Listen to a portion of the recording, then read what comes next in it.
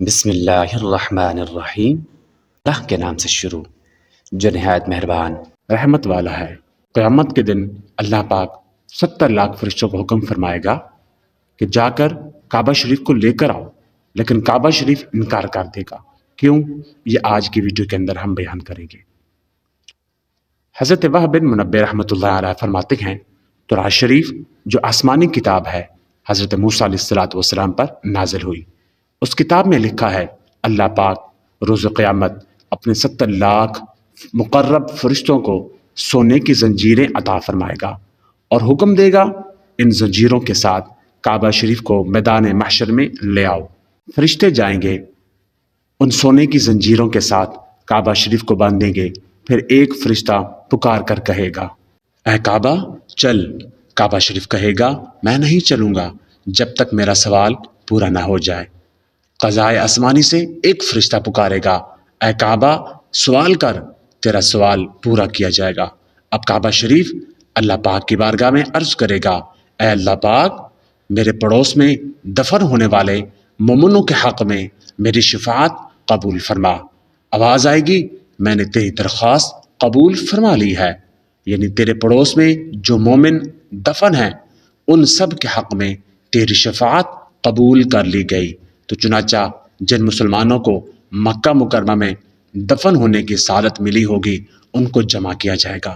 ان کے چہرے سفید چمکدار ہوں گے، وہ سب احرام کی حالت میں کعبہ کے گرد جمع ہو جائیں گے اور ان سب کی زبان پر ایک ہی کلمہ ہوگا لبیک اللہم لبیک، میں حاضر ہوں یا اللہ میں حاضر ہوں۔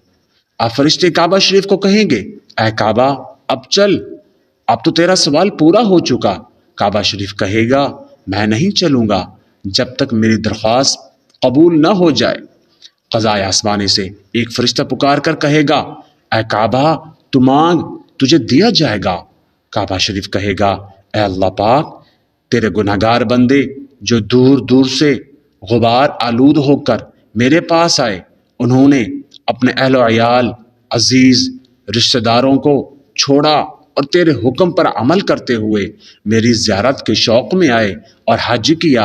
اے رب کریم میں تجھ سے سوال کرتا ہوں کہ ان حاجیوں کے حق میں بھی میری شفاعت قبول فرما، ان کو قیامت کی گھبراہٹ سے امن عطا فرما اور انہیں میرے گرد جمع فرما دے۔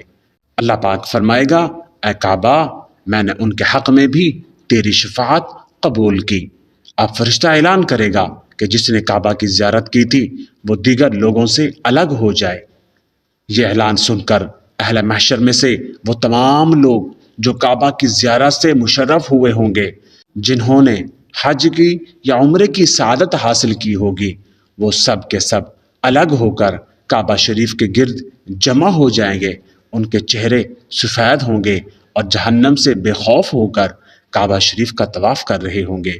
ان کی زبانوں پر بھی ایک ہی کلمہ ہوگا لبیک اللہم لبیک، میں حاضر ہوں اے اللہ میں حاضر ہوں۔ پھر فرشتہ پکارے گا اے کعبہ اب تو تیرا سوال پورا ہو گیا، اب تو چل۔ اب کعبہ شریف بھی تلبیہ پڑے گا، یعنی کعبہ شریف بھی کہے گا لبیک اللہم لبیک، میں حاضر ہوں اے اللہ میں حاضر ہوں۔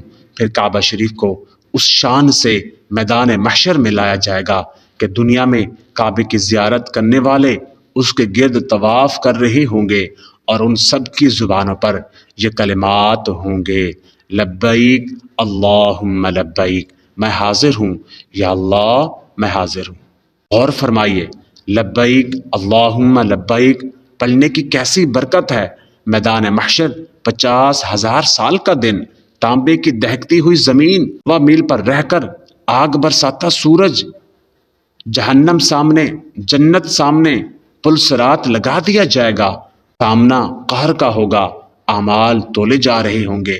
اس وقت کعبہ شریف کی زیارت کرنے والے، طواف خانہ کعبہ کا شرف پانے والے، لبیک اللہم لبیک کی صدائیں لگانے والے روز قیامت میدان محشر میں اس شان سے آئیں گے کہ کعبہ شریف ان کے ساتھ ہوگا۔ یہ خوش نصیب طواف کعبہ میں مصروف ہوں گے اور جھوم جھوم کر لبیک اللہم لبیک کی صدائیں لگا رہے ہوں گے۔ اللہ کریم ہمیں بھی کعبہ شریف کی زیارت کرنے کی توفیق عطا فرمائے۔